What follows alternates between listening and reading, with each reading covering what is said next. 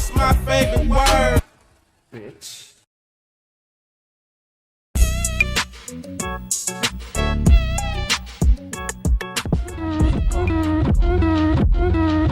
Creating hell in waves like a jet ski. Northern California got the best weed. He just trying to leave the planet when he's stressing. This shit's forever, Uncle Jesse.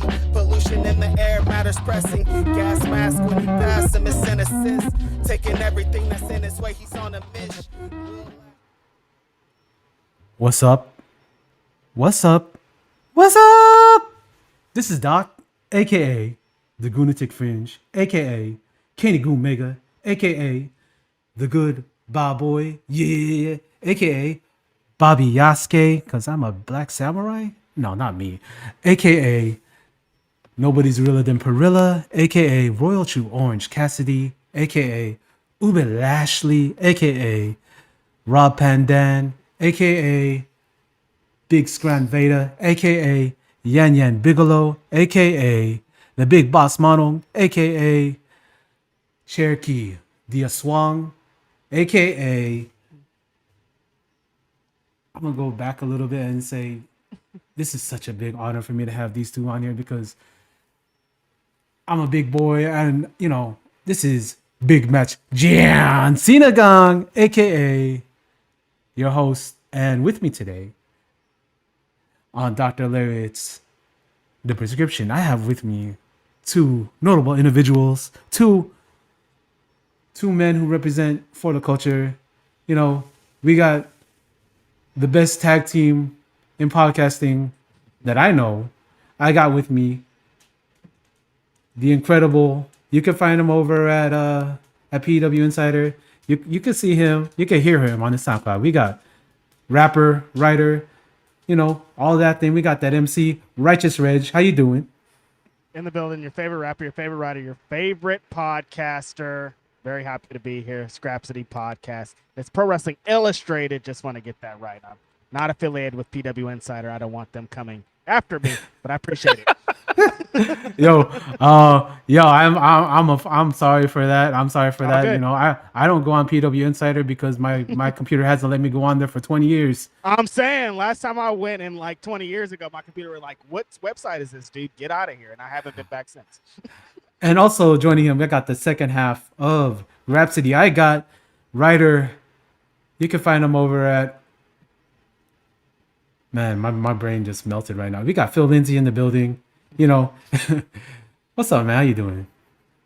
I'm good. You can find me at Bleach Report, where you can find my rights, my writing, one of those things. I don't know why I wanted to say rights like raps, like find my writing. I mean, Report. Yeah, you can find them rights. Find them rights at Bleach Report. You know, Phil got those pro wrestling ciphers on there. Oh, that's hella funny. That might be a new thing, Phil. Like I got a couple rights coming out. Y'all heard my new rights or what? Published. Yo, yeah. I gotta say, it's a big honor to have y'all in here. Like have y'all in the building, be chopping it up with y'all because, yo, I finally don't have to. You know, whenever I podcast with people, you know, who have a little bit of flavor, have a little bit of melanin, who have a little bit of like, you know. They can take the hot sauce. They could take that spice. I finally don't have to have my my code switch on, and I can just like relax and just talk like myself because, you know, sometimes you gotta make those vanilla people. You gotta make them like comfortable when they come on. That's true. And you gotta use like, but I'm so happy I don't have to. So you know, again, welcome to the show. I want to thank like you guys because. There's a couple of guys that inspire me. There's you guys at Grapsody. You guys at the Black Guy Wrestling Podcast. Shout outs to you, and shout outs to my homies Rich and James at One Nation Radio, because all of you guys, like you showed me that there's spaces for us in this pro wrestling podcasting thing, and we all don't have to like. I'm about to do my so late on Raw.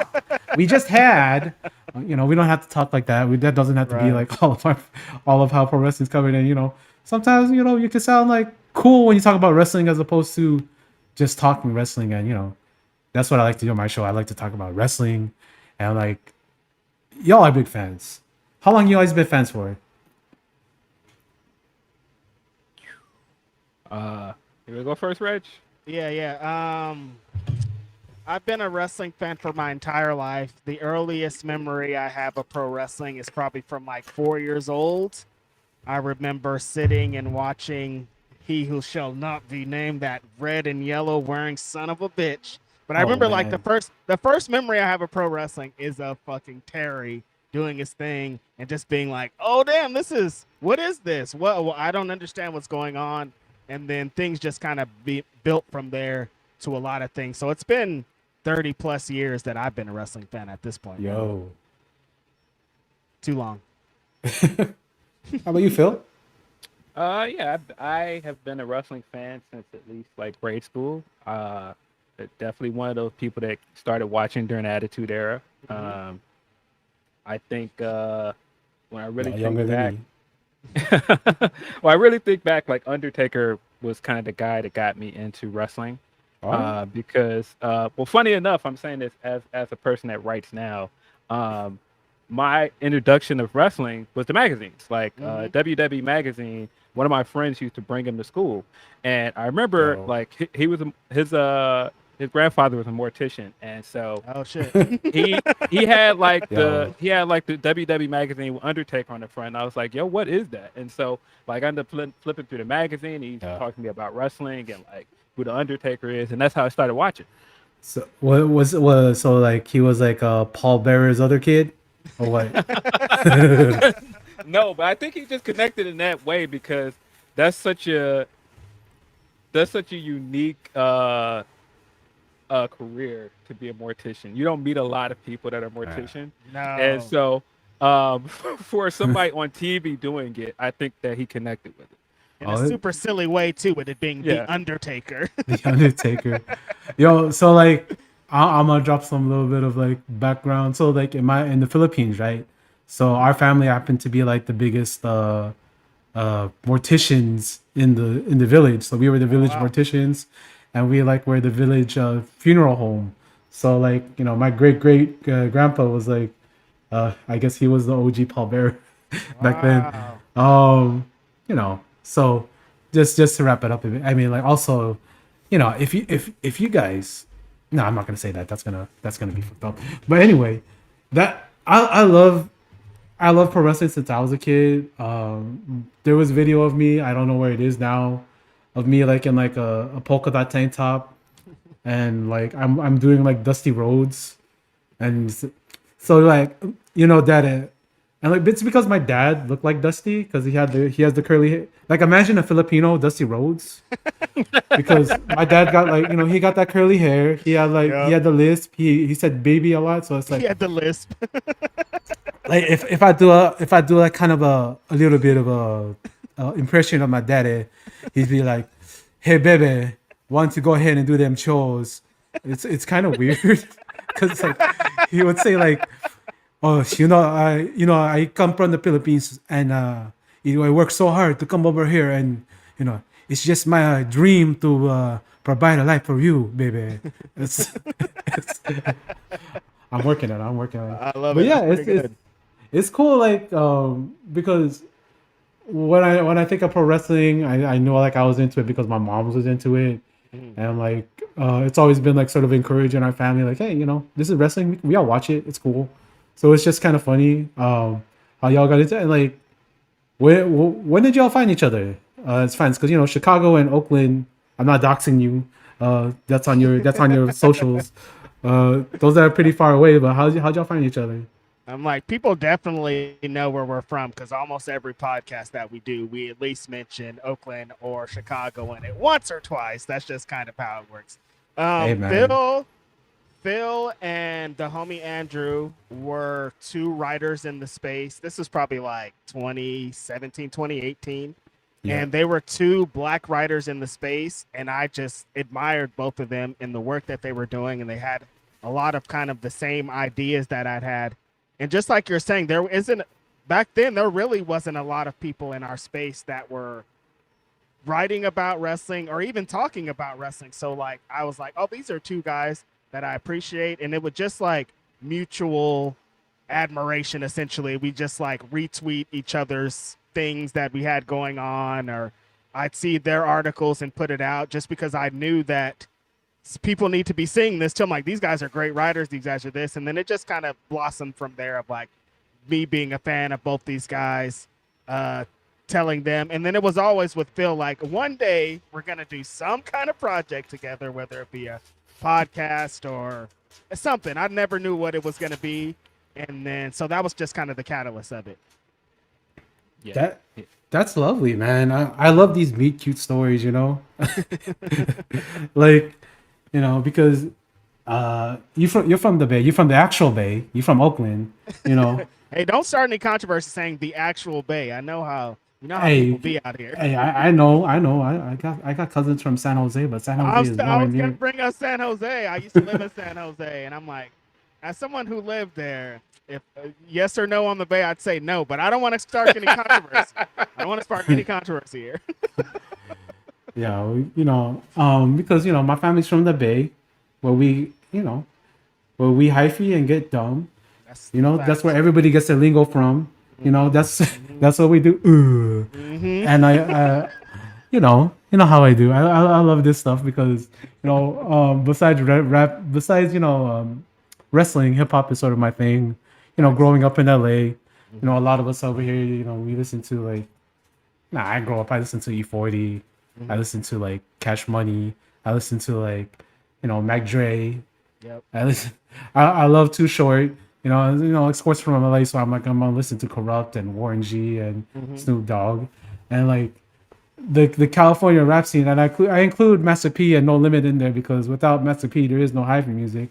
Right. Like rap music and wrestling go so well together, and like it's just there's the characters that you got because you know there's gimmicks and then there's shooters. I'm not gonna say anything because I don't want to get in trouble. You know, I love red and blue. That's cool. That's cool for me. I'm not gonna. But yeah, dude. So it's just yeah. I'm not gonna say. You know, shouts to you, cousins, and you know what it is. Yeah, I just want to say like, there's this palpable thing between rap and wrestling where it just works so well together, and like we saw like you know. We saw like pretenders like Road Dogg when he came up and he just kind of like faked the funk and you know what it is, and like there's just this link between it where it just mashes well together, and you know both of y'all got dreads like Jesus Christ, so it's just like I just love it, man. I just love it. And what do you think about the connection of rap and wrestling? I feel like there's always been a love for wrestling and rap music and hip hop culture. I don't know if it's always been reciprocated the way it kind of has been recently in wrestling. Right. Yeah. And Yeah. I mean, you can see so many times where rap has had influence on wrestling, but I feel like now more than ever, it feels like it's more accepted.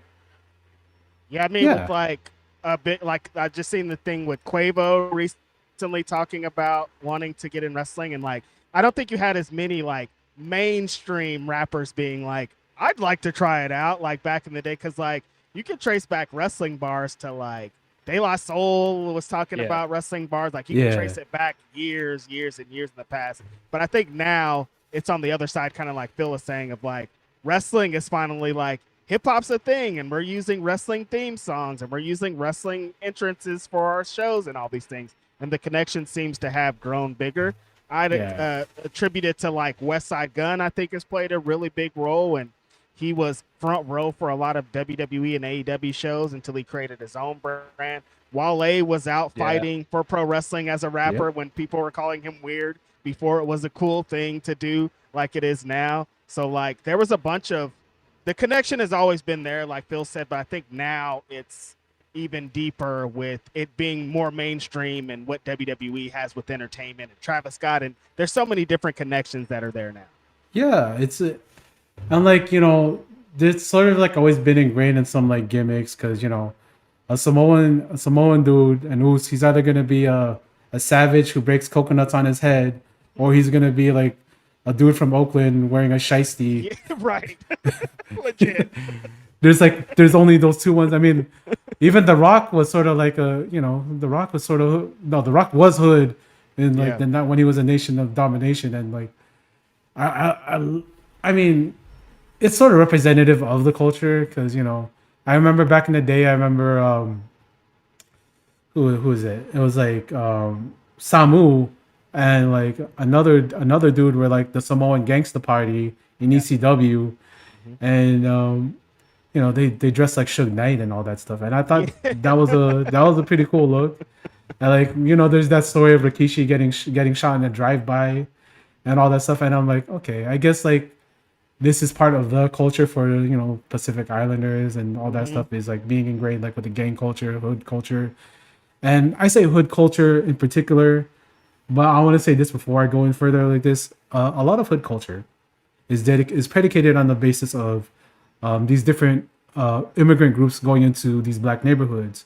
Like when we had, say, the Cambodians or the Vietnamese and whoever, even the Samoans, when they did that migration to the United States, like in the 60s and stuff and 70s. So a lot of these cultures, they intermingled with like which was the majority culture in those places. Like so in Long Beach, the majority culture of culture was like the African American population. So you have a lot of Cambodians who took from that into the gang culture. A lot of Filipinos who took from that gang culture, and it became the culture of Filipino Americans in the Southern California, in the Bay Area. And like it's there's a lot of talk about like what's it called, culture vulturing, right? Yeah, definitely. Yeah. But like it's different when you're out here and you're sort of like seeing what it is. Yeah. Because I understand like a lot of people like talk about like, Bloodline, they was just the right shade to be acting like this, right? And I understand that, I feel that. But like, if you're over from here, if you're from SoCal, if you're from Oakland, if you're from San Jose, you see Big Oos, you know what it is like. Yeah. And I just kind of want to preface that with what I'm saying. Like everything does come from the black culture, but it becomes black culture for me is culture. Yeah. In general, it's tricky for sure because I see the way some people talk about Jacob online, but if you knew Jacob before he went to WWE, you knew exactly what it was. You know where he's from. You know how he talks. And not just that. I've met so many Samoans or Latino people in real life that are like that. So Yeah, totally. yeah, I get like once you put that on TV, it's a disconnect for some people, but if you're from some of these cities where there are a lot of Pacific Islanders or a lot of Latinos, like you knew what it was already, especially Cali. Yeah, because I feel like a lot of people think that Jacob was playing a character, and that's what I'm like. No, that is not a character at all. That fool is legit just being the person you see. He's like not totally, because like Jacob Fatu, wild boy, but like this is the guy, like no filter, no nothing. Like everything that he says and does is the same thing that he says and does off camera. Yeah. I mean that rap song he released where he said it like so many times like in a row. I'm like, bruh, like I get it, but you because like we got like it happens. I wasn't shocked. Yeah, was not shocked at all. 0%. Was not shocked as somebody again that's been around Samoans from Cali, that's been around a lot of people from Cali in general. Yeah, I mean it's the same thing in New York. A lot of the other minorities that are in those areas with black people, we know how they talk, and of course, I'm not saying that to say it's okay. No, but I was not shocked at all. Yeah, that was legit the game. Like everybody, if you're in the hood, if you're in the culture, that's just what it's going to be. Not saying it's okay, but that's just like, it's not surprising. I mean, I'm sure he wasn't like, I'd like for this to come out and everybody to hear this, but like nobody's surprised that it happened. Nah. Like, because, I hung out with some, hooligans, but I never said it. I've been called it many times. My black friends all call me it, but I'm never gonna repeat it back to them because I know I was raised right. But my my knucklehead cousins are gonna be saying it because they've been in some things. But like when I like share this culture with you guys, like there's a California culture, there's that hip hop California culture. We're out here and like it's sort of like some people like over here see us either two ways. They see us as we're either thug criminals, or me because like I'm brown, I'm Filipino, I'm South Asian, so I gotta be illegal and I gotta be a criminal because I'm not the right kind of Asian. I know Reginald's what I'm talking about because Oh yeah. the Filipino Cambodian Vietnamese sort of stereotype, some stereotypes are real, is that like we're knuckleheads. It's it's They don't it's- want to. I don't want to be offensive, but everybody says Filipinos are the Mexicans of their culture. Like that's what Hey. I've always heard for my entire Yo. life, and I'm like, like okay. if I'm gonna be real, like, so I'm gonna use a little bit of my college education. So Mexico and Philippines have a history of, I think, over 400 years of allyship due to the galleon trades by the Spanish Empire at the time. College voice off, and like that's that's You why switched like that over pretty quick though. Like, Hey. you got into your bag real fast. yeah, like because like when I talk about the education stuff, education's sort of big in my family. My grandma, she was like a professor of chemistry. Shout out to you, Nana. Rest in peace. Like my great uncle, he was a. I'm not gonna say where he was a dean of it. He was a dean at, but he was a dean over in one of the Southern California, because I don't use governments here. We never use governments here, because we gotta.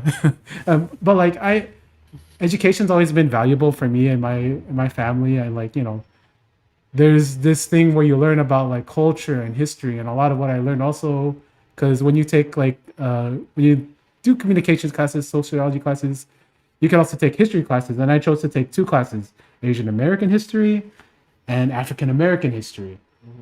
So I know y'all about to open your third eyes and listen to this mixture of where cultures come together, and we're brothers, and I'm telling my brothers over here that we're always gonna be in the struggles with each other, Shit, yeah. because like the man wants to put us against each other. And what I was talking about earlier about these immigrant populations come to these black neighborhoods, and forcing out the black people, true. it's true. Like when I watch like Minister Society and like Lawrence Fishburne, I'm not gonna he talks about like the Korean people came over here and they were able to get loans to push out the black neighborhoods and the black businessmen out of those neighborhoods, because the white man wanted to bring in these Asians to disrupt this community. And that's fucked up, but it's if you look deeper, it's all true. Gotta open your third eye. And like honestly, when I look at the relationship between Filipino Americans and African Americans, I got many African Americans in my family. Shout out to my baby cousin Gabriel, shout out to my uncles, shout out to all y'all. And like it's pretty fascinating how close in culture, specifically African American culture and Filipino culture, are, because there's always an emphasis on family, there's an emphasis on closeness, and there's always an emphasis on the community at large rather than as an individual.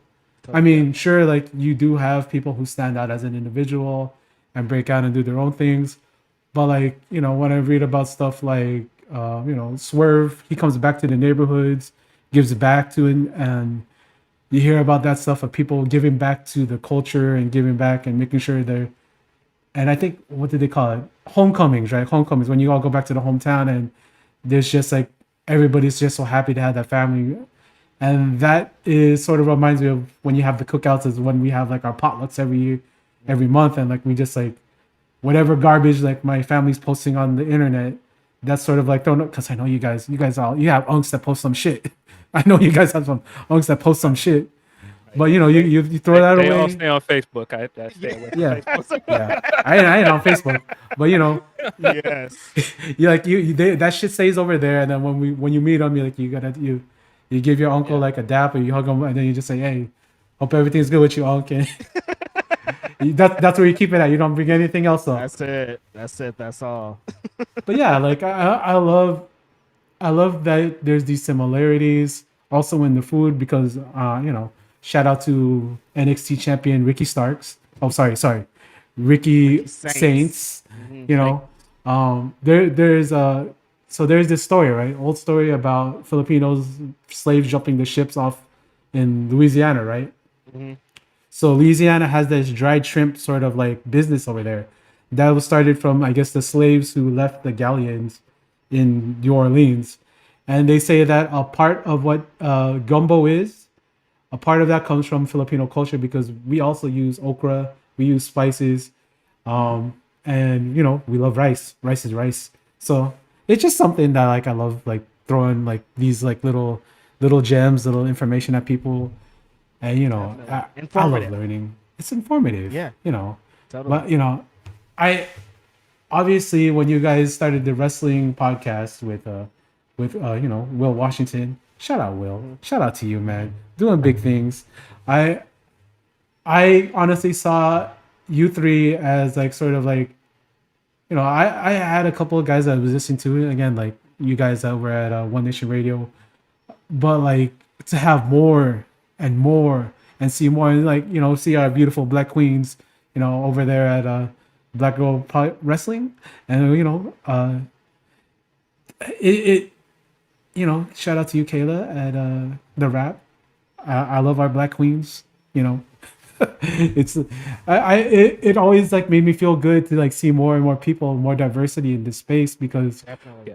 it's sometimes like especially like when you go into like some like Reddits or some Discords or like for me because I'm old as hell going into those AOL chat rooms, it's like mostly a huge white safe space. Totally. Yes. And like I don't think like people understand like like that as what it means to be a wrestling fan who's a person of color, and like you kind of have to mince words, or when you say a joke people don't understand what the hell you're talking about. But when you find your people and like when people like fuck with you and then like you can it's so good, and like so when I heard you guys talk on the podcast, like I was like, oh shit, these the homies, these my dudes, these are my dudes. Finally, like finally nothing's so dry, nothing is like so like in that talking in that sort of way. It's just Why'd you sound like Alvarez like there? Like, turn to the Alvarez for a second. well, I'm with my homies here at Grapple Vision, just chopping it up, talking about professional wrestling. That was the whole bit of Grapsody and us getting together. Is we wanted it to be. I wanted to be myself. I didn't want to go on a show and be some other fool or create a character or do anything. It's like I want to come on with my friends and talk how I talk and talk about the stuff that we want to talk about and how we want to talk about it. You know what I mean? And we knew, especially with going to Fightful as a platform, that there were going to be a bunch of people that didn't know what we were talking about or just kind of outside of the culture. But I love that we didn't have to adjust anything for that. Like we still came exactly the same and how we were always going to come and not compromise for anything. That's what you want. You don't want to compromise who you are as people, as representing yourself. Like I like right now, right? So I can switch from like the college educated voice to like, my knucklehead voice. But like that's just something I learned as a professional. But like being able to come on here and just like, just relax and just talk. A lot of what this podcast is people sharing their stories and like we're connecting. Like if I didn't watch wrestling, if y'all didn't watch wrestling, we wouldn't be talking. And I think that shit's dope because, we're not from the same place. I mean, we are from the same state, but SoCal and NorCal are not the same place. Different kinds of things out there. But like it's just to be able to connect on these things like pro wrestling, connect on hip hop, connect on. I wish I had y'all's hair because I'm bald. When I was a kid, I used to have straight backs, right? I'm bald. Like but like when I was a kid, I used to have straight backs, right? Because my lady at the time, she was a Jamaican queen, and so she would put me in straight backs. One time I had box braids, but like it was cool because like I let her do it because like I had a crush on. I'll tell this little story. So like she was like my homie, right? She's my best friend. My best friend. It's her big sister, right? Yep. It was her big sister, and so like one time like I was always like checking her out, right? But then she's like, I was like, okay, would she like me, and does me being with me being Filipino, does that make her detrimental? Like, will she just be like, nah? Because like some chicks will curve you for being Asian, being black. They'll just be like, nah. Totally. But like once I saw that she had like the Sailor Moon plushie in her room, I was like, bet. And I'm in. That's it. I know That's I'm how in. I got her. Got her. I'm in, got him. She had that the Sailor Moon plushie. I was like, oh, okay. Listen, man. Hey, I, yo, I know the vibes, man. I had braids in high school, and I think for a lot of us growing up, that was the way to like, oh, she braid hair, like, Yep. Mhm. like a chick you had a crush on. Oh, she braid hair. Oh, I Yep. can sit in between her legs, get my hair Yep. braided. yo, just sitting I there. know the vibe, bro. Yo, sitting there on lunch hour, like on like the table, like just like lounge. I'm gonna turn my Those camera on. are the I'm gonna turn my vibes. camera on real quick. We just lounging like this, and then like she's just like, she's just like, man. She was all the time like, oh man, I love that your hair is so easy. I'm like, I'm like, yo, thank you so much. But yeah, Appreciate it. that was my first girlfriend, my Jamaican queen, and I'm still good with her brother. Shout out to, I'm not gonna say names again. But, they're good. She's a mom now. It's all right. It's all right. What could have been? Shout out to all the I could've. Jamaican homies. It's crazy out there right now. Yeah, yeah. Hey, if you could donate to whoever you're gonna donate to, whether it be Red Cross, whoever. Right now, they're going through hurricanes that is like crazy. It's crazy. And like, a little bit ago, like I think a couple months ago, there was like a big earthquake in the Philippines. Yep. And my dad went through it because you try to keep our house together over there, and like it's just it's crazy, man. Islands, you got to give to the islands, man. It's crazy. You just stuck there, and there's nothing you can do. We saw it like a little bit with Puerto Rico, and we saw like how America sort of abandoned Puerto Rico. But this isn't going to be a political podcast right now, because I'm not trying to get shipped to the Philippines. That's But already enough. Yeah, it's a lot going on already outside. A yeah, whole lot going on. yeah, man. Again, like I love having podcasters like you of your level on here, because it's just, it feels good to talk to people that I've been listening to. And I said like I'm an unk because I'm older than y'all, but like it's funny to say I look up to these dudes who's like way younger than me, these young Way boys. younger, not super Hey. younger. I'm sure we're probably not super that much younger than you Hey, yo, I'm 40. Yeah, we're the same age. are. Yeah, we're Okay, all right, cool. we're not super younger than you at all. 0%. Damn. Okay, this is the uncast. Well, We all unks here. I'm The unk 39, business. but I'm about to turn 40, so same Oh. thing. Shout out to you, Seahawk. I know you're gonna be turning 40 soon too.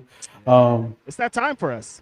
Yeah, it's cool though, like, cause it's funny. We're the generation that grew up before the internet and then with the internet in our 20s, Yep. and like to see like the difference in generations of how, I'm not gonna say entitled, a little bit entitled, a little bit like of these like 20 something year old kids is, they act like everything should be for them right away because they're used to having that lifestyle of one click right here.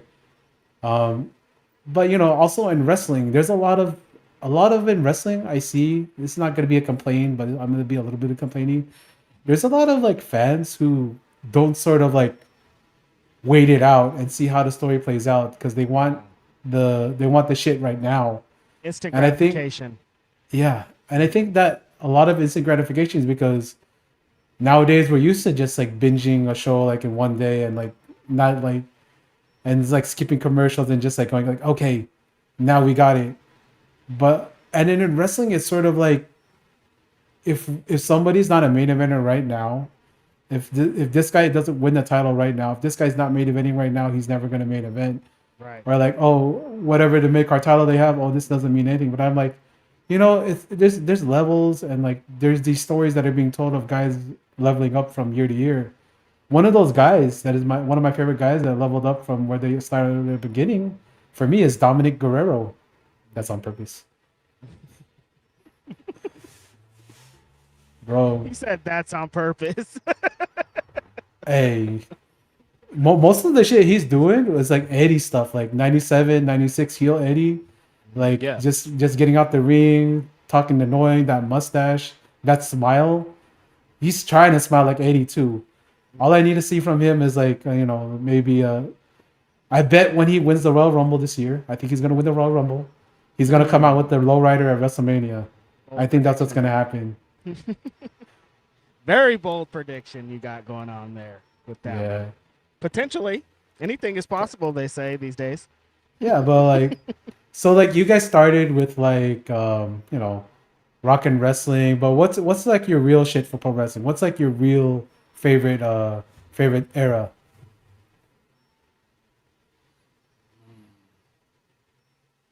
It might be this era for me, man. To be honest. Honestly, yeah. Because I mean, like, I know a lot of people say Attitude Era, and I get it because a lot of people started watching wrestling during the Attitude Era. But I think for me now, there's so much of a variety of wrestling, man. We have access to it's so much wrestling that I didn't have access to when I first started watching. To be able to just like watch New Japan or watch Stardom or watch CMLL, Yeah. man, it's so different now than it used to be. Like there was a lot of stuff that you couldn't watch back then without tape trading. Yeah.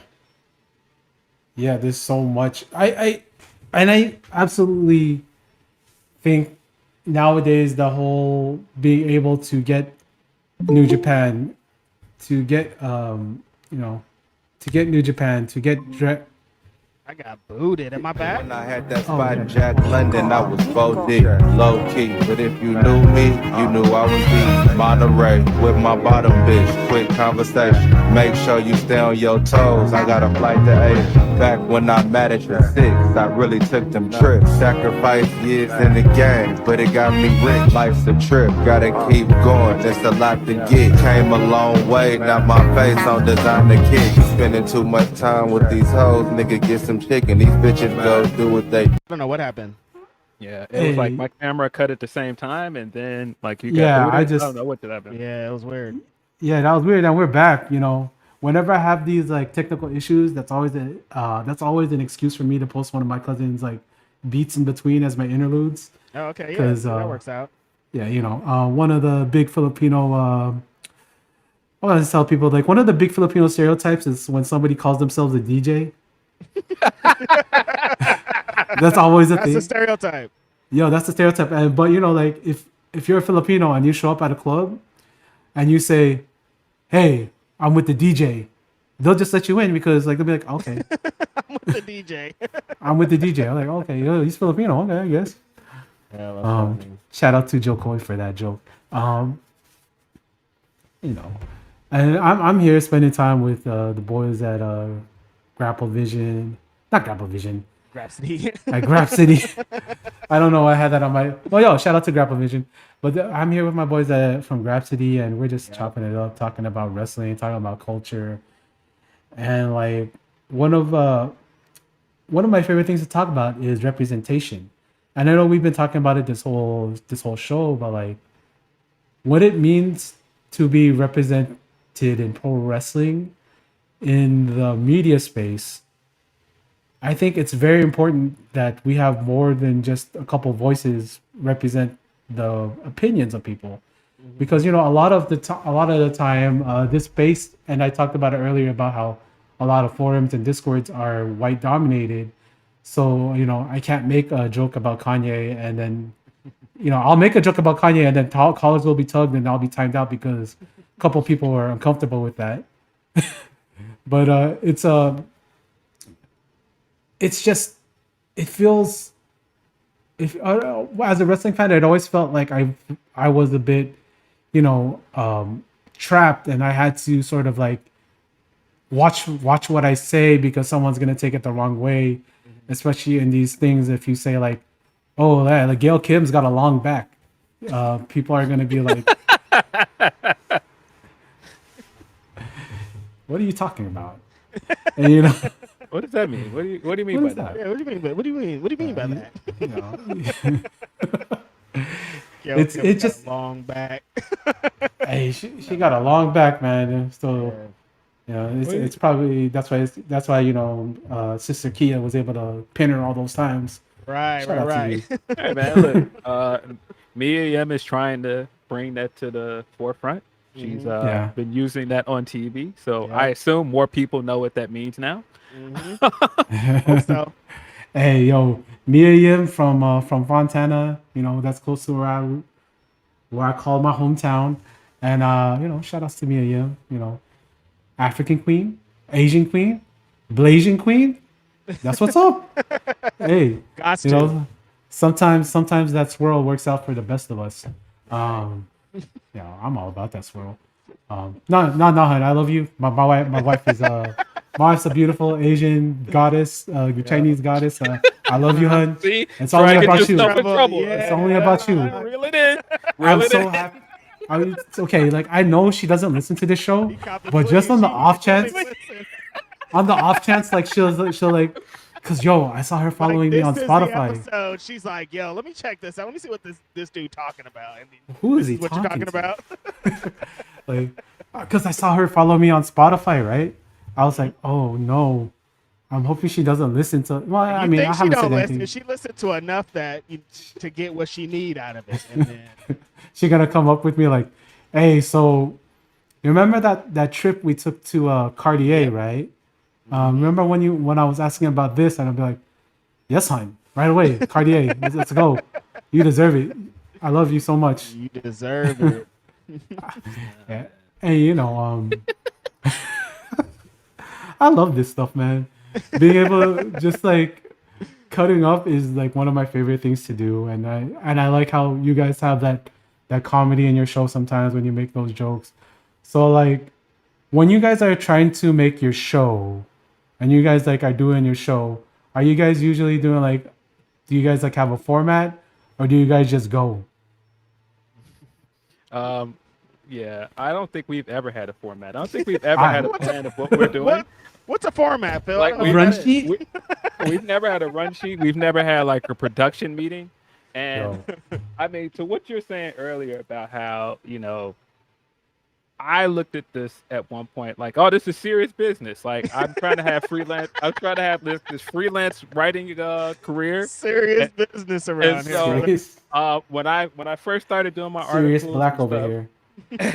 at Daily DDT, it was you're right. It wasn't a lot of black people in the spaces. There were people like Andrew.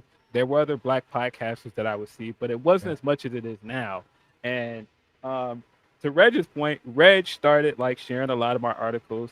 And I say all the time, this guy has been trying for as long as I've known him to get me in trouble. Every time. It's just the first And- day. That's what you do, man. That's what the homies do. They try Yeah. to fuck you up, bro.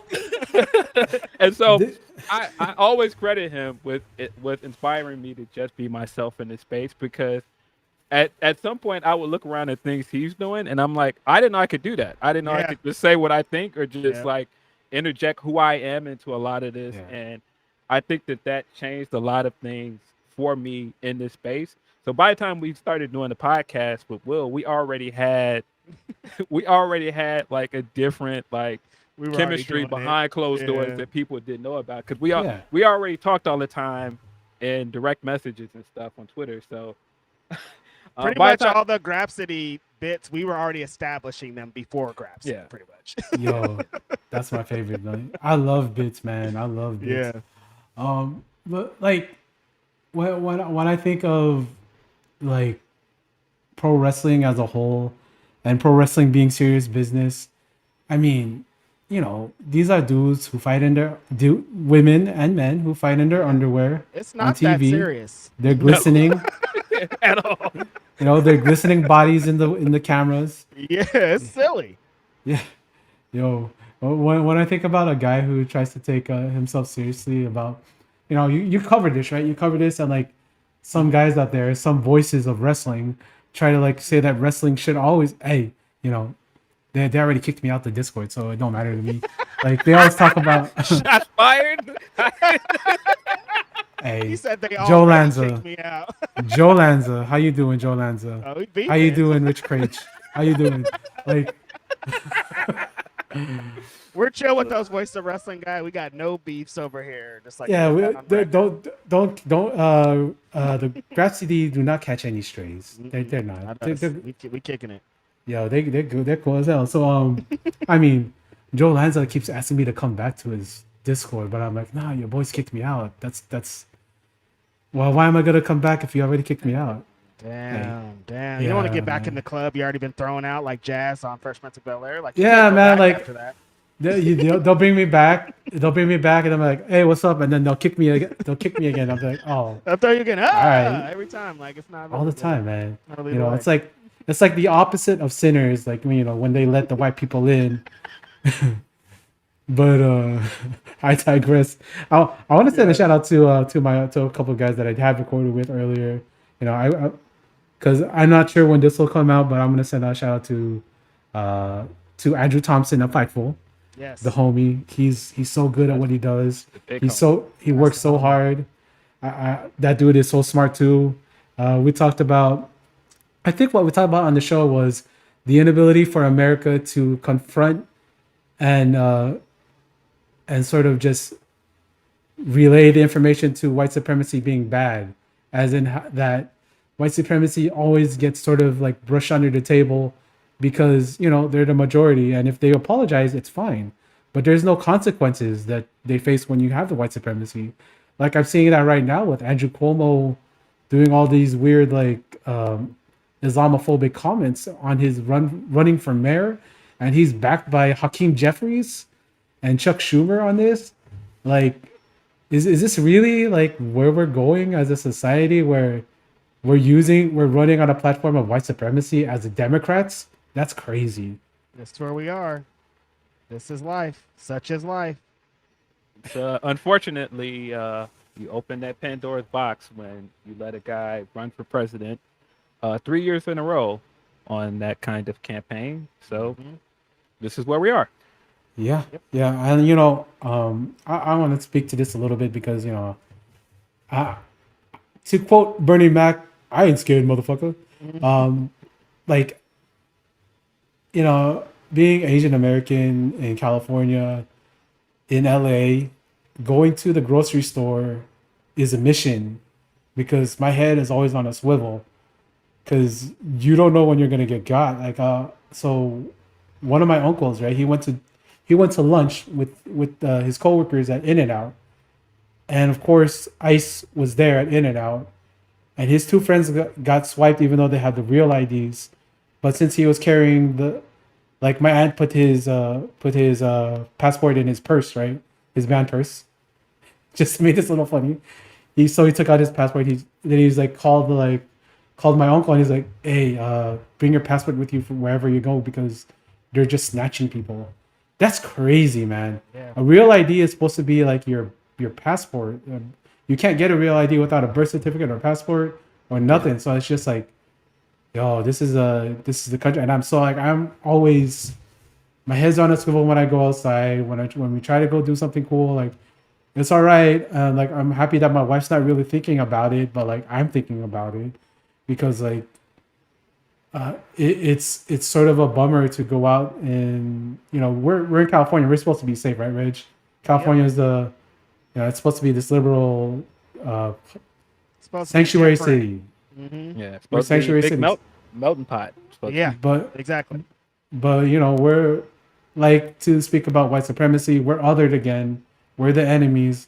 Whether, you know, we're Black, Latino, Asian, you know, I even heard about like Native American brothers getting caught up. Definitely. Like, it's just like we're like in a whole different world than January, and it makes me kind of sad, honestly. It's just, what are we doing? Like, it shouldn't be this way, but it is. And, you know, speaking from the Asian community, from the Asian delegation to the Black delegation, like, how is this affecting y'all, man? Because I know, like, a lot of this, like, I had to talk with my nephew about like how to act with cops because, you know, I shared this story before, but when I was like 13, I got handcuffed and sat on the curb just because me and my cousins were walking in the wrong nice neighborhood in Orange County, Yeah. we just got handcuffed and just sat on the sidewalk. And if it wasn't for our, to our white uncle, our white Latino uncle to come up and say, "What the fuck are you doing to my nephews?" Who knows what our trajectory would have been, like had we just been like, okay, and and so having these conversations now with like my elders in my family about having to watch out and not to talk to cops is sort of fucked up because I know the black culture this is how you guys been living for pretty much 400 years in America. Yeah, nothing new. I remember as a teenager walking in the mall with my 4 black cousins in the mall, the mall where people hang out, and security Yeah. came up and said, 5 people can't walk together at this mall. And I didn't understand. I was young. I probably was like 7 years old. And I was like, what do you mean we can't walk together? I see people walking together all the time. But what he was saying is we can't have 5 black dudes walking in this mall together because that shit's dangerous. So like legit from birth, my head has been on a swivel. NWA was saying fuck the police from like coming out the womb. My mom's playing this music. So like in every black movie that we watch, everybody's saying don't trust the police, stay away from the police. So it's always kind of something that's been in the back of our heads. And recently with this stuff, I think black Americans were always like, they're going to come for us. Like this is all leading to this ICE stuff isn't just going to be for illegals and people that they think Latinos and immigrants that they think are the immigrants. I'm like, eventually they're going to come for us too, just because we've been in these positions for the longest time. So it's been the same kind of feelings of dread and like it's still happening and there's nowhere really safe to kind of exist in. Like you're saying, we live in California and it's still like we're a blue state and all these things they say about us, but like I still like fear going outside and being pulled over and being snatched up out of even my house. And so it's kind of a crazy space to exist in at this point. The world's crazy. The government's shut down. Food stamps. Like there's so many things that it feels like it's about to boil over. You know what I mean? And I'm like, I don't know what. I still don't have a plan, Phil. I don't know what. I don't know what to do here. Because I know Phil, like everybody saw the news of like of the freaking of ICE going crazy, throwing like gas. Oh, man, they're throwing gas grenades at children in Chicago. In Chicago. Not even like in like a dangerous neighborhood, just in a neighborhood. They just threw that canister, that tear gas at kids. They're like, what are we doing? Yeah, it's unfortunate. Before, the word woke got co-opted by white people and turned into what it is now for a lot of people. This has always been a thing for us. Stay woke, stay aware of what's going on. Keep your head on a swivel because like it's never sweet for us out here, ever. Never.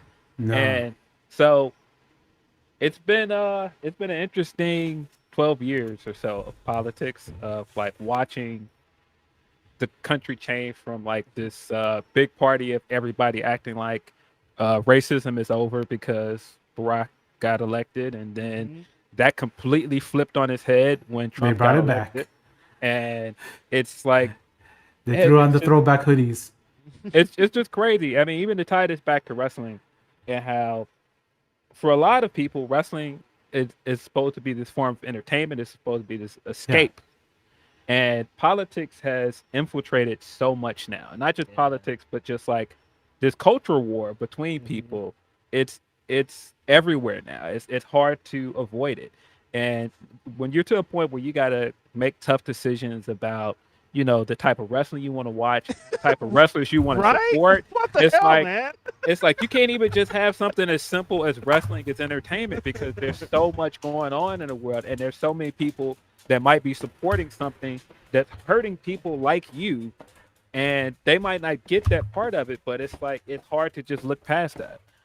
Yeah, it's absolutely hard to to look past what the politics in wrestling.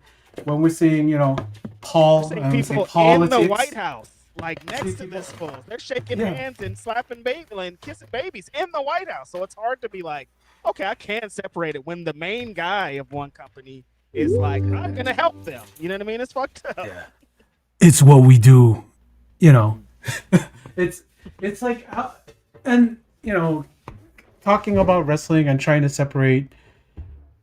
You know, I just released a podcast this week where I talked with one of my Filipino idols. You know, she does like a Filipino American podcast, and we talked about how wrestling was sort of healing. Like for me, my mom died like in 2018, right?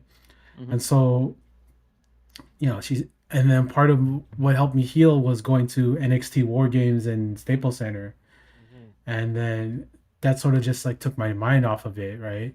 And then like for my cousin this year, his mom died, and then we bought the tickets like basically the day before she died, and we ended up going to AEW Revolution, and like it was sort of healing for him to get his mind off of that, even though. But it's just like trauma like that. Wrestling, we associate wrestling with trying to get away from our problems, trying to get away from like the woes of the world, and just like when we see, you know, WWE basically have propaganda, be part of the propaganda for the for this administration, it's hard to run away from it. And even though they try to run away with it by not having those, was it the roast of WrestleMania? They filmed those, but they never aired those. They took everybody's movies about those down. They didn't have the late night with WWE where they're gonna do another roast. And like it's just, why were you guys even going in that direction? And when I see like Triple H stand with Trump and they're talking about saving girl sports, and you know, I have a cousin that's trans. My sibling, she's trans now. She came out as trans like 2 years ago. Like when you're standing with that and you're standing on that and you're just sort of saying, hey, you know, I know we said I'm colorblind, but I see you and I don't think you have anything that of value. And like it's a bullshit. It pisses me off that, you know, something that helped me get through so many dark spots in my life, whether it's the death of my mom, the death of my grandma, or helping my family, like, because my family, we take wrestling not seriously, but wrestling kind of bonds us as like cousins and stuff, because it's so we play the video games, we watch the TV, and like when I try to escape from like the woes of the world, and you know the world's crashing down, and then you see like Triple H show up with shaking hands with JD Vance and Donald Trump, and basically saying fuck you because of what they stand for.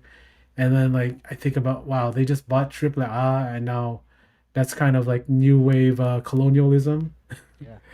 I'm gonna call it like that. This is wrestling colonialism because it's part of like they bought Triple A, so they're gonna take over that territory eventually, and you know whitewash it. And that's something that I absolutely hate as someone who loves lucha. And I love that CMLL does the Hecho at Mexico, 100% puro Latino, and it's a bummer to me that wrestling is now so entrenched in the political stuff, like seeing that Orange Goblin campaigning for Trump. Man, fuck Hulk Hogan. You know, rest in peace. I'm like, what quote did I just read earlier today about that? And it was that stupid Tyrus was talking about Donald Trump being at John Cena's last match, and I'm like, the fact that that's even a conversation makes me very uncomfortable. Yeah, did they not watch this season of Peacemaker?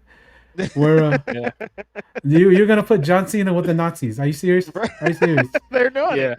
I'm like, I mean, yeah. Every time that guy was shown on the screen during SummerSlam, that crowd booed.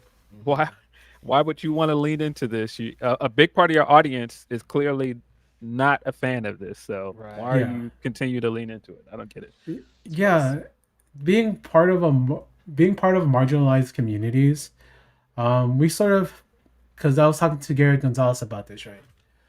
Yeah, I know I'm name dropping a lot on this show, but like he's one of my mentors. You know, I did a podcast with, and he was like, you know, as minorities, we sort of have this superpower to be looking in from the outside and like checking like, okay, this is fucked up, but how do we work around it? And you know, white people they don't have to care about that. They'll just be like, okay, we'll just enter the situation. It doesn't matter. But for us, like anytime we enter a situation or enter a room, and like, I think about it with my podcast sometimes because I interview a lot of white people. No offense, I love all my white audience out there. Y'all are cool. Y'all are cool. Okay. Just the fact that you listen to a Filipino man talk to two black men, Yeah. kudos. Mhm. But like, just we have this sort of thing where before we enter a room, before we enter a job interview or do any of this, or like which, it hurts me that you guys still gotta always grew up having that head swivel and had to get that. Oh, these are the police. Don't talk to them like this because, and when the police got you, you got to be submissive. You got to do everything they say. Yeah. Or down. And like, I don't think people get that point. And I think that's why we as minorities in this country, we have this sort of ability to look at things from the outside and to take different perspective than what people see. Because a lot of times I think what a lot of like young people don't see, because a lot of people sort of live in that, because like, when I see people of color that are like flying the flag for MAGA, it sort of feels like, oh man, so you're okay if you never lived here. You're okay if Jim Crow never went away. Mhm. You're okay with not without civil rights. And like, I'm like, because like civil rights didn't just affect black people; it affected everyone of color. Like Filipinos that worked on the farm and that worked on like the farms in the Llano, the grape farms, they could have never marry their white women that they've met, and that's why they were so hated over there in NorCal. We're talking about the Watsonville riots of Yeah. then white people got mad because Filipinos came on there with with their steez, and they were flexing on them and they getting those white women. That's what they did. And of course that's gonna make people mad. And, Definitely. a lot of what we see, like and I'm seeing it nowadays because black men are to be feared because they'll take your white women. And what is it? Well, what the problem is with Bad Bunny doing the Super Bowl is because women find him sexy, Right. and that's the biggest problem because like, oh no, the Latinos are gonna take all your women. And it's just funny, not funny, but it's like you see this cycle of attack, it's this cycle of racism like go around, and then you see it like used on all these other cultures, and it just feels like, man, this is like a carousel that'll never stop, a carousel of hate, a carousel of bigotry. And we as minorities, what can we do is we can't do anything except we can talk about it. Hopefully we can vote and like put the people in power who will like hear us. But a lot of the times, like, we are the voiceless. Right. And that's sort of like a little bit of a sad to think about, like that we don't really have. I mean, we do have representatives in Congress and in the Senate and all that stuff. We do have like elected officials, but like that's few and far between, and people won't ever really understand the viewpoints of us as minorities. And I'm talking as a Southeast Asian man, and I know I'll never like know what it's like to grow up black because what you guys have dealt with for 400 years, and like even to this day, you have people like grabbing their purses tight just when you're walking next to them. Like that shit's fucked up to me. And it's I don't think people like realize the kind of things that black people and people of color go through. It's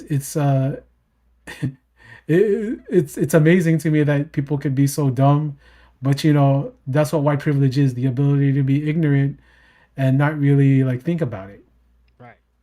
Yeah. I Yeah. mean, that's the space that we kind of have to exist in. We kind of, at this point, I'm just like, this is my life. Like, I thought that eventually in my lifetime it might change, but it's not looking like it's going to change in this lifetime. Yeah. Yeah. I'm sorry to get the podcast down so much, my brothers. But like this is real. This is reality. It's like, Yeah. I mean, it's life.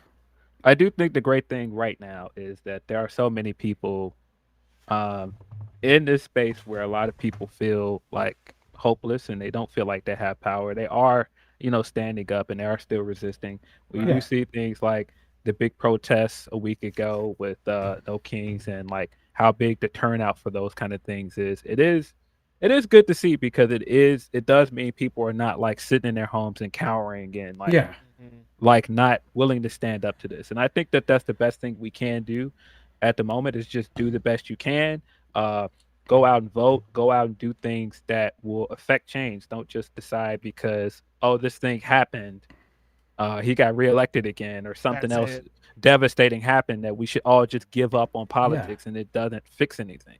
That's what's Yeah. been good about living in Oakland is I've seen smaller communities of people doing stuff like that with the kind of Yeah. same goals and things of like, if we organize on the smallest level, maybe Yeah. everybody will get on the same level and we can all move forward with that. So that has been a good thing throughout the destruction, is that there are some people with the same ideas, the same things, the same kind of goals in life that are banding together and not taking the shit and not letting it be the end. So there's some Yeah. refreshing things going on out there for sure. That's what I love, is to see like these small organizers. Like I have a niece that organizes people to meet up. Usually like they talk about these kind of issues, but they also trade stickers. I'm not gonna give her name, but she's up there north. She's doing big things. Love you, niece.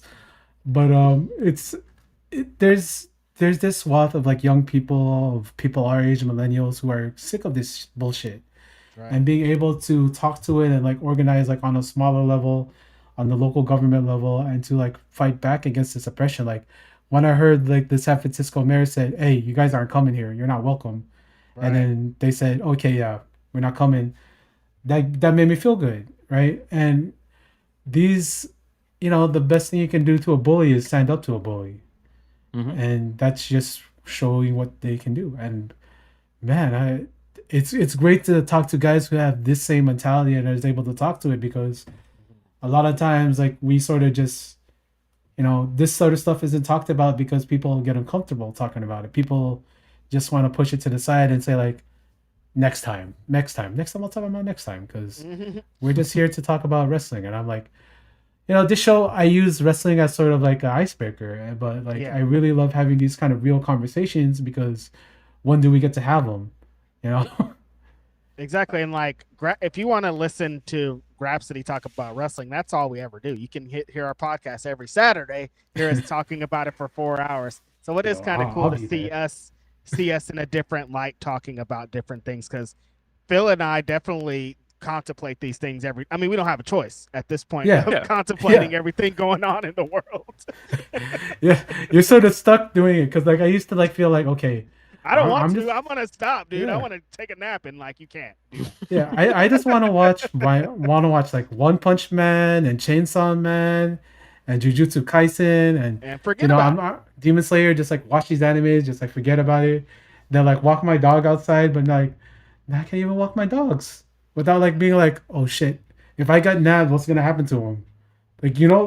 Like and that makes me feel so sad. I hate it, especially because like we all live in places with immigrants and people that kind of exist in the space. There's Fruitvale Avenue in Oakland where Latinos are selling food and existing, and they're living in fear now. Some of them aren't out there. Like it's not just people can't walk their dogs, like you said. Like it's that people are that scared to leave the house, and like. Yeah.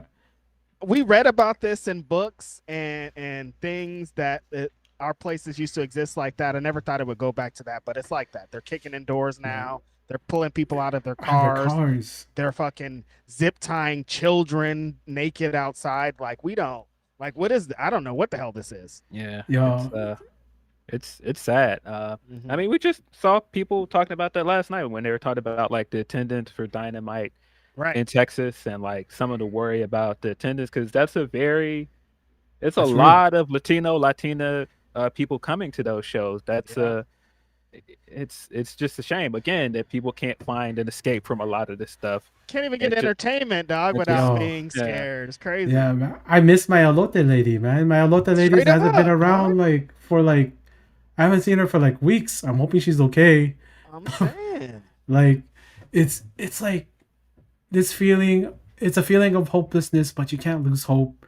And I know that's really hard for people because, we were sort of like, because I'm going to compare this to like lockdown, right? Remember lockdown, there was no places open for us. We couldn't do anything. But like, for me, like things are open, but like, do I want to risk it? Yeah, exactly. Am I going to get pho, or do I go to the pho restaurant and like get like the free tea and all that stuff?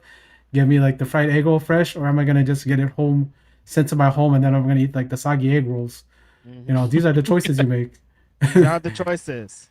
And like you like you think of like, do I want my freedom, or do I want to live my life in fear? And you're like, oh, I want my freedom, but then like there's this family that I have to take care of, this family that depends on me, and like I don't want to get caught up in that shit. And you know, I know y'all, this is y'all lives, this has all been y'all lives for like your whole life. And you know, like I always quote Paul Mooney. Well, I don't quote him directly, but you know, everybody Want to be. Yep. Mm-hmm.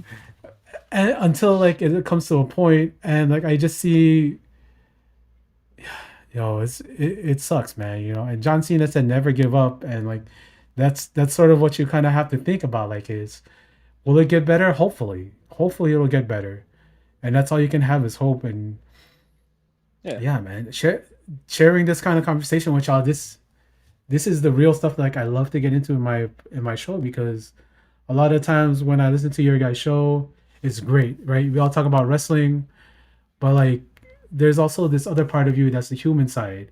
Totally. And not to say like talking wrestling's not human, but like just to get like these sort of like feelings out of you people, and like people for some reason people love sharing with me.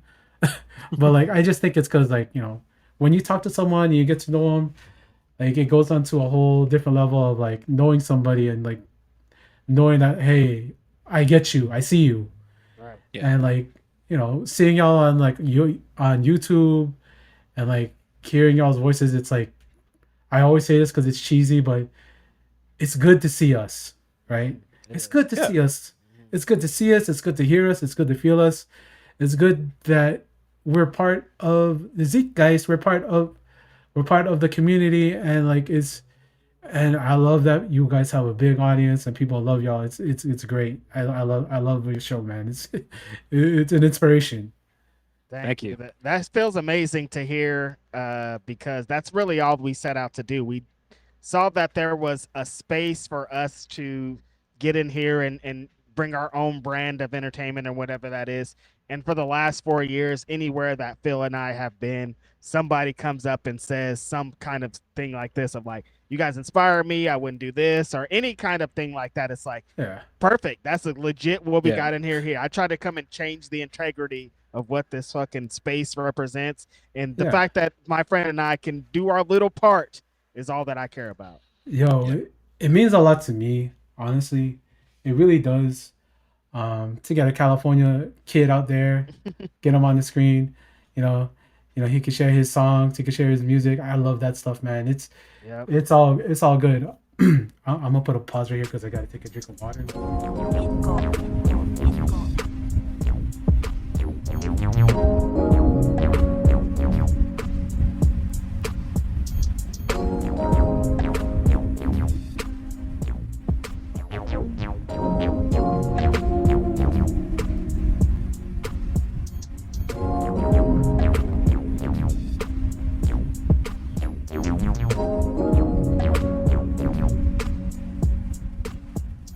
Focused on wrestling and just kind of talk about everyday life shit. It felt good. So I appreciate you having us here for that. Yeah, just talking about everyday stuff, and like, 'cause, you know, It's fucked up out there, my brother. it's so fucked up because like, you know, I talk a lot about wrestling. I did like some like news things, and that can get a little bit, you know. Shout out to you, BJ Bethel. He came on. We did a couple news things, and we're still doing them. Don't worry, ladies and gentlemen, you're gonna get your news. We'll, but like, you know, I was talking about rating shit, talking about businesses. We're talking about $1 billion companies. Yeah. Like they don't give a shit about us. Like like Tony Khan doesn't really care. Well, I mean, Tony Khan will care if you talk shit on Twitter. He'll care. But like, you know, for the most part, like these are conglomerates. These are like private. I know AEW is a private entity. WWE is owned by a private entity. They're not beholden to us as wrestling fans to do what we want them to do. Yeah. So a little thing like I like talking about also is like a lot of people have sort of this like loyalty to the companies they watch, and like I don't get that. I get being loyal to wrestlers, right? If you love Ricochet, if you love Hangman Page, if you love Samoa Joe, if you love Roman Reigns, if you love like uh, Zack Sabre Jr., if you ride for them, I understand that. These are wrestlers that give you this entertainment. But to get a WWE tattoo, to get an AEW tattoo on you on like your neck, I'm just like, yo, Hey, man. what On, is like, your this? neck. Hey man, Why you get an AEW fandom, tattoo on your neck? fandom is fandom, man. Like I know Yeah. these things mean things to people, but the only time I just don't get it, and I was just saying that this morning, I don't understand deciding whether you want to support a wrestler or whether you like a wrestler based on where they work. That just Right. doesn't make sense to me. Like to That's me, nonsense. like talent is talent. Like I don't always support everything that WWE does. I don't always support everything that some other promotions do, but like if I follow a talent, I follow a talent, man. I'm not Yeah. just being like I don't like them anymore because they left the company that I consider my favorite. Like that's just silly to me. And it's always the people take it so personally. Like, Yeah, I it's can't believe they would do this to me. I'm like, you don't work there. didn't You don't do he just job. gonna get a different job. I don't understand Job. how this happening. And it's pretty bad on the both sides because we talked pretty often Yeah. about how Blue Sky and AW fans are kind of they be Let's talk throwing it. bombs. They be throwing bombs and grenades over there too, and they be trying to act like it's all chill and fun. I'm like, no, tribalism is hard on both sides, man. Like people It is. don't understand that you don't have to do this. At all. Like- So I talked to like a couple like people who consider themselves casual fans, right? Mhm. And so they go onto like a Discord. I'm not gonna name what Discord it is, and then they say a thing, and then like they get piled on, and then like I go ahead and talk to them after we did the podcast. Like, I told you, I told like you're gonna what a community might seem accepting and chill, right? But if you say one thing that's against what not even the whole community, just like a couple of people like will be like, okay, we're gonna clown on you, we're gonna dogpile on you, and I'm just like, that's the part that sucks about wrestling fandom is like Yeah. you can say something and then people will say no, you're stupid because X, Y, and Z, and I'm just like, yeah, this is why a lot of people don't want to say they like wrestling or they don't want to join in these communities because they feel like they're going to be ostracized and mocked, and they will be, and it sucks. They will be. That's the funniest part. Yeah, I mean- people aren't built. Some people aren't built for that. I mean, I am, but you know, I have no shame. So Yeah, I think a lot of times wrestling fans' greatest superpower can be their greatest weakness. Like Totally. because wrestling fans, unlike any other fandom in the world, they get over on the fact that they have like this wealth of knowledge about wrestling. And like they can tell you about some match that happened 30 years ago. And like they have all of this knowledge about wrestling that and they pride themselves on that. And that's great. But I think for a lot of fans, they turn into, well, I'm an expert. No, you're not. You're just a guy that has been watching for a long time Exactly. and you've watched a lot of podcasts and read a bunch of stuff, but that doesn't mean you're an expert. And I mean, we have a podcast, but I don't think I'm an expert. I'm just No. a guy with an opinion. There's too much wrestling to be an expert. Like you got to be a sicko, freak, loser, crazy person to get all of this stuff, man. There's not Yeah. even enough time. I feel attacked. I feel attacked. There's not even enough time to take all the things in. You know what I mean? Like people constantly are destroying or trying to destroy the legacy of Dave Meltzer, but like that's a true like expert level historian who knows wrestling from top to bottom. You know what I mean? Like Yeah. I don't put myself on the same plateau as him. Like I know my specific stuff, and I'm gonna come and talk about independent wrestling and these certain things on this show, but I'm not an expert because I don't know everything. Yo. No. Yeah, I did Hall of Fame audio because you know, so I want to be a Hall of Fame, and so I did like, oh god, we did 8 hours of audio on it, and I listened back to it and I was like, shit, why do I know so much about wrestling? What did I waste my life doing? That's how I felt listening back to it. I was like, because I'm listening to it in the shower, and then like my wife is hearing me talk to these other guys about old wrestling. She's like, how long do you have to talk about wrestling for? How much is there? I'm like, well, guess a wrestling goes lot. back a century. That's my favorite thing when I tell a woman specifically about weekly podcast. She's like, how much wrestling is there to talk about? I'm always like, it's never ending. Like when you think you've ended, there's more. There's always more. It's never like 10 new things come out a week that we can discuss. Like it just never stops. Yeah, you put out a show and then something comes out. It's like, oh shit. Every time Phil and I'll finish, and then some gigantic news story will drop as we're ending the pod, and we're like, well, we gotta go. And then like before we get to the next pod, there's already 10 more stories. Like it's ridiculous. Yeah, it's what you can do out there. That's all you can do. And when you try to keep up and try to make sense of all of what you're doing, it just sort of like you sort of come from a podcasting thing, because I was doing like all these shows, right? Because I try to like store up shows. So I do a quiz show, I do that news show, I do wrestling panel reviews because I hate doing like a straight review of like pro wrestling. I like talking about it with like a group, saying, "Hey, what did you guys like about it? What did you guys hate?" It's sort of like a focus group kind of thing. And then like I do, I do this show, which is my favorite thing to do, is just talk to people and learn.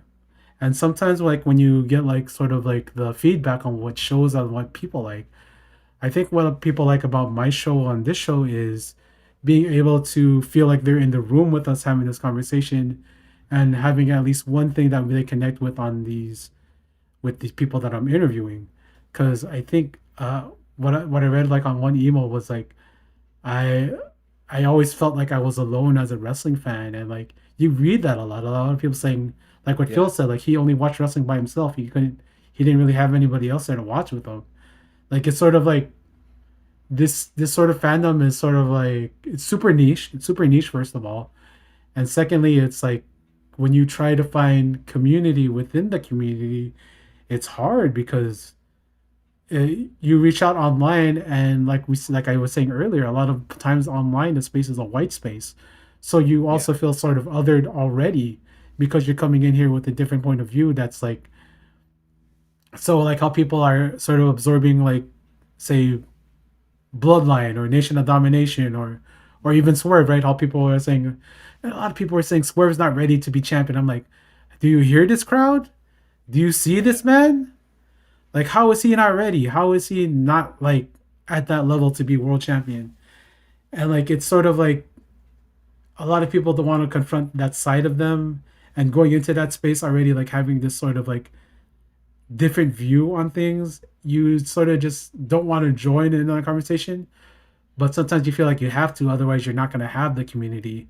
But I'm happy now that wrestling has been able to grow in the way of the fandom where so many people of different ethnicities, backgrounds can come together and talk about this for the most part in a nice way, depending on where you go. Shout out to you, Social Suplex. Depending on what the space is. Yeah, man. Can I say enough big shout outs to Social Suplex and homie Rich and those guys over there, man? Because I feel you. A lot of times wrestling isn't that opening. Like it's not as inviting as you would think. Right. But like those guys have always been super welcoming. They're the best, man. And I mean, I know so many people that I've talked to that end up listening to our podcast because they recommended us. And so, man, can't say enough great things about those guys. Yeah. Well, having them on my show is like having y'all on my show. It's like it's always funny that I can say like Rich is a friend of the show, because like it's just like I've been listening to this dude for like almost 10 years. I think they did their 10 years this year. And Wow. That's crazy. Yeah. That's crazy. And you guys got started in 2017, right? No, we got started in 2021. 2021?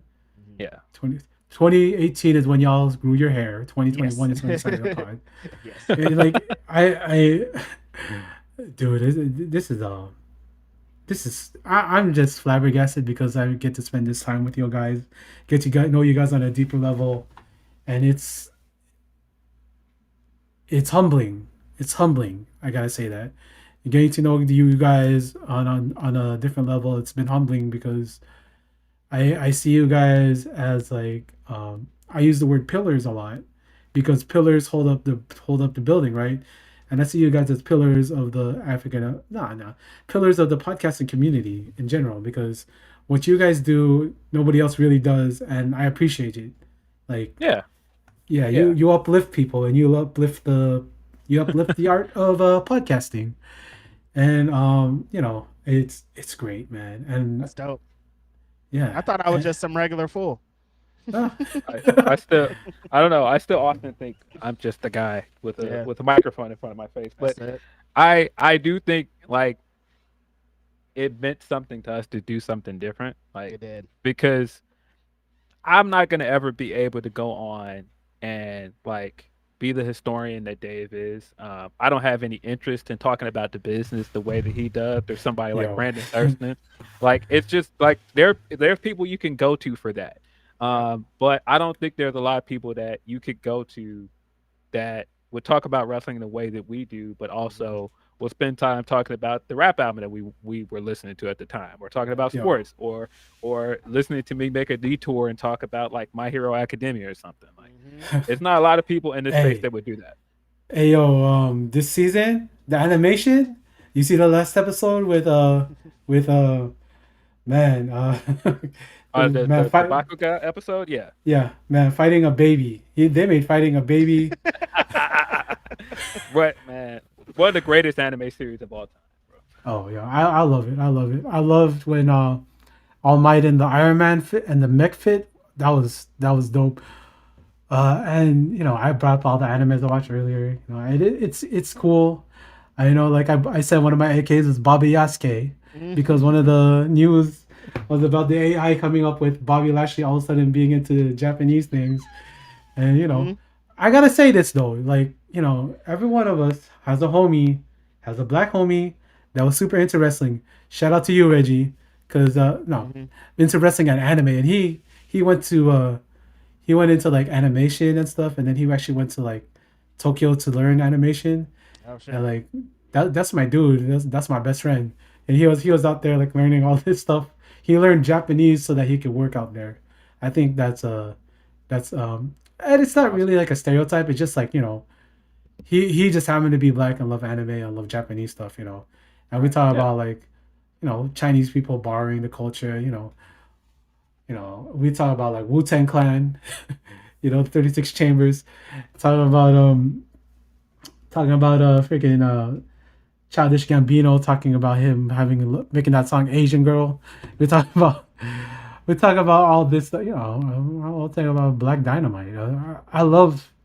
There's this like there's sort of this blend between Asian culture and Black culture that sort of just they blend into each other, and a lot of times we see them, whether it be like the '92 riots with the Koreans on the thing shooting people, or that Korean store owner shooting that black girl just for having orange juice that she paid for. Look that up, ladies and gentlemen. In fact, I'm a recommend this. Watch the movie Gook. I know that sounds weird. The weird's me saying Gook, but the movie Gook, Gook.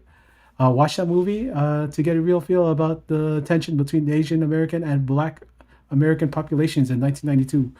But yeah, to the matter at hand, it's just there's so much that our cultures could both learn from each other, and I like that both of our cultures, whether it be through hip hop, through animation, through fashion. Shout out to you, U2 Ice. Big up, let's get high. Uh, about like there's this, Black culture is culture, and Asian Americans have been into the culture, and it's all about this sort of what you were saying, America being a melting pot, about being so many different pieces of things coming together and to form this one, not one identity, but to form many identities, to form many parts of the culture. Right. And like, I just love coming here with you guys and like having this allyship, and it's dope, Yeah, it's dope. I do ask these two questions, but because it's my favorite time of the year. It's the holiday season. I'm gonna ask you guys. I'm gonna ask you guys like, hey, when you go for when it's Christmas, it's Christmas dinner, right? What's your guys' plates? Christmas dinner plates. Depends on if there's turkey or not. Sometimes my mom will just do ham. So like Oh, turkey is a hit or miss around Black households for a lot of people. It feels like. I'm a dark meat man. Yeah. So mine's are Bro. pretty boring stuff: turkey, ham, mac and cheese. Okay. See, I don't like a lot of the like yams. I'm not really into. I'm not really eating any greens. People be mad at me. Like, there's a couple of things I'm not putting. What on are you my talking plate. about, bro? I'm saying. What on earth are you talking about? I'm saying. See.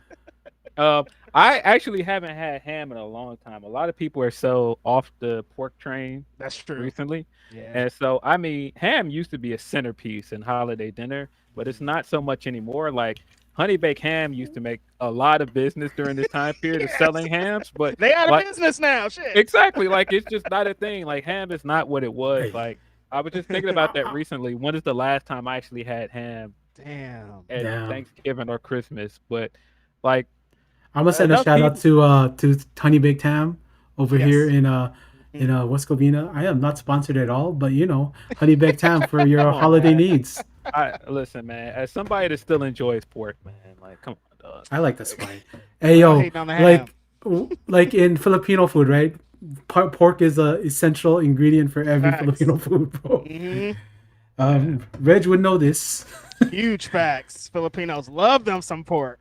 We eat the swine, brother. I'm We eat saying. all that part. Now, black people have taken on this. I mean, it's for a while. Get this Yeah. pork out of here, but recently, like they're really on it. I'm like, Yeah. I hear you. I'm I not know really we shouldn't feeling be it. having it, but it tastes so fucking good. I'm Yeah. not really feeling it. A lot of these Yeah. people that are like now making greens with smoked turkey now. And look, it tastes Yeah. fine, but bro, it's all right.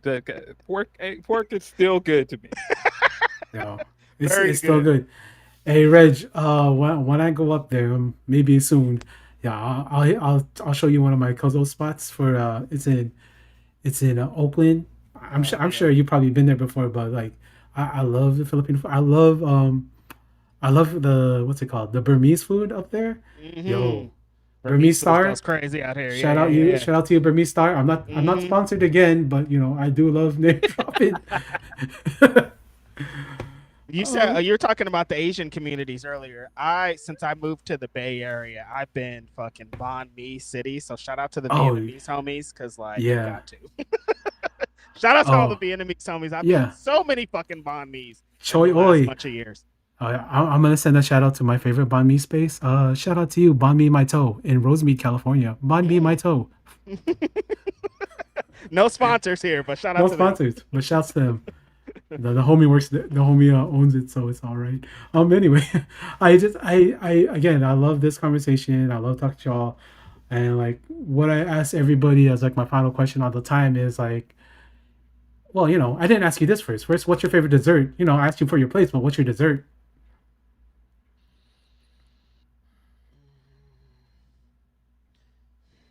I don't really like holiday like pies that much. Oh, yeah. Not really a pie guy. Like Yeah. the pumpkin and the sweet potato, I'd be like, you could keep it. I mean, yeah. But what's your favorite sweets though? What's your favorite? What you're gonna grab when you want something sweet? That sounded like Homer. if I'm stoned, probably like cookies, maybe. Okay.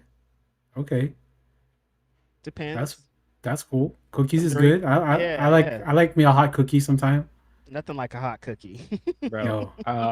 I was just in St. Louis. Either kind of a hot cookie. Yeah, I know.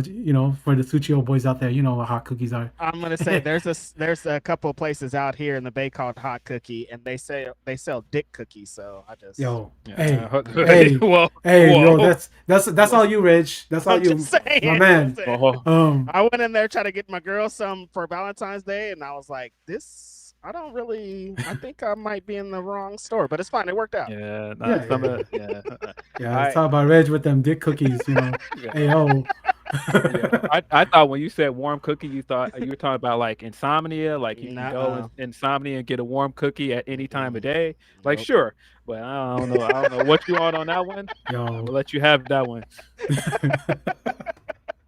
I'm gonna let you have that one. It's hella funny.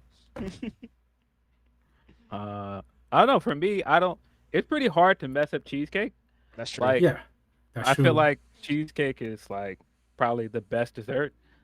If I just want something sweet, it's probably like Albanese gummies. Those like- are popular. Those are popping. That's nice. That's Those are nice. popping. I do ask this last question to everybody because this shows me your character, but also shout out to the heart, shout out to Jesus and Mero, shout out to the Bodega Boys. This is where it all comes from. Because if everybody ever wondered, I am part of Bodega fam.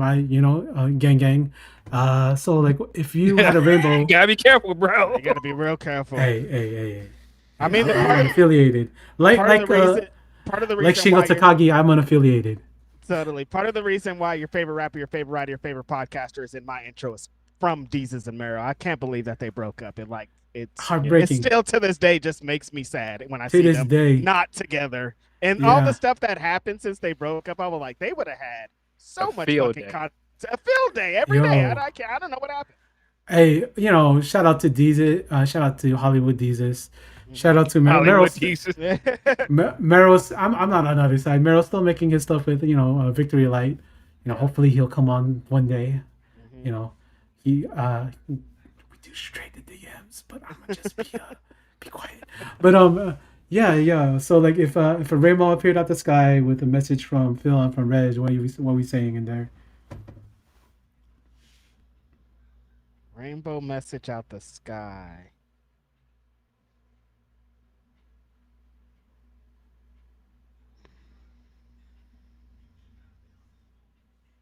One message. I don't know. You got one, Phil? I feel like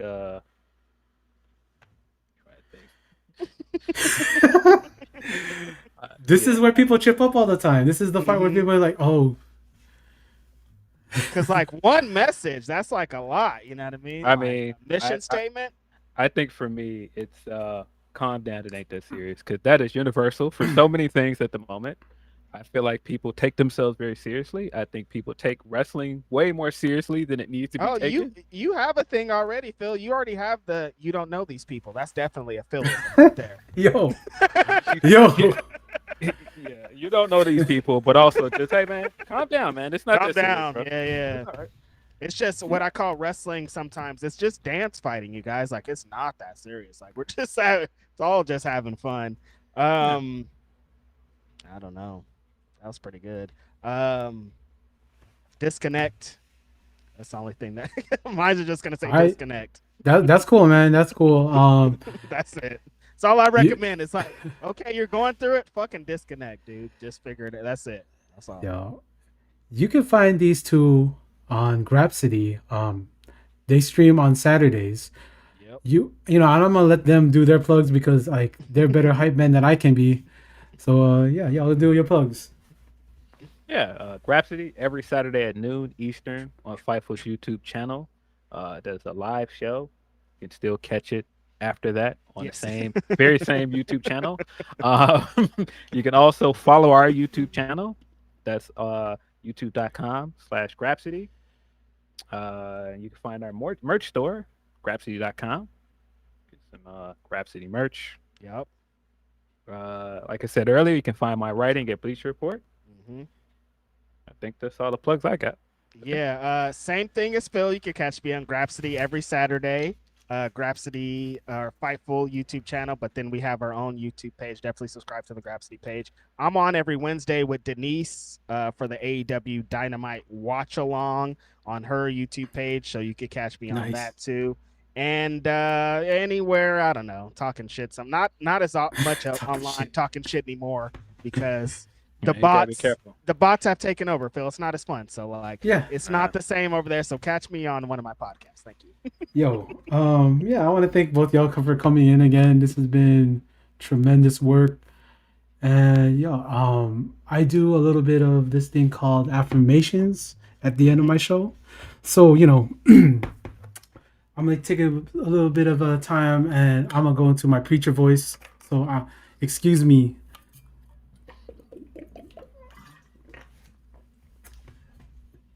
Now, I want to tell my brothers and sisters that this is not denominational, but we are here to pay tribute to my brother Phil and brother Reg of the Grapsody podcast, because I believe the mission they put forth to be that voice that wasn't there, to be those dudes who uplift the people, uplift the culture, uplift pro wrestling as more than just one thing, because in this life, we take things way too seriously that shouldn't be taken seriously. But these two dudes, they are able to manifest and give us this time, give us their time. And I believe what they're going to do and what they're accomplishing right now is for the best. And they're always going to be doing better and doing big things. And I want to thank y'all again for coming in here and giving me this show. And well, yeah, bless y'all. This has been fantastic. Hey man, Appreciate you. appreciate you. Thank you for having us, man. Yeah, yeah. 私みっこ